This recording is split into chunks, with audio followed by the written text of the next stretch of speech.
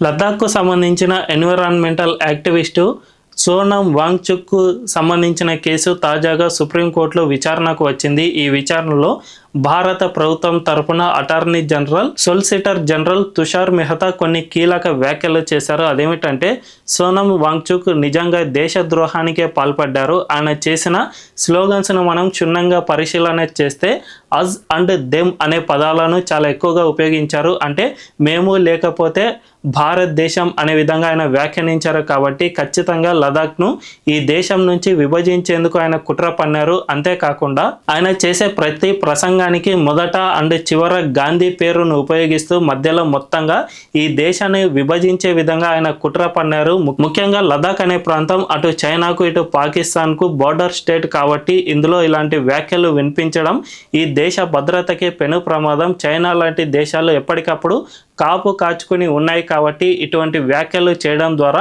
ఈ ప్రాంతాన్ని ప్రత్యేక దేశంగానే ఏర్పాటు చేయాలని ఆయన భావించారు. ఇది దేశద్రోహం కిందికే వస్తుంది కాబట్టి ఆయనకు ఎట్టి పరిస్థితుల్లోనూ బెయిల్ ఇవ్వకూడదు అనే విధంగా సొలిసిటర్ జనరల్ సుప్రీంకోర్టులో కీలకంగా వ్యాఖ్యానించారు. తద్వారా భవిష్యత్తులో ఆయనకు బెయిల్ వచ్చే ప్రసక్తే లేదు అని భద్రతా సంస్థల నిపుణులు చెబుతూ ఉన్నారు.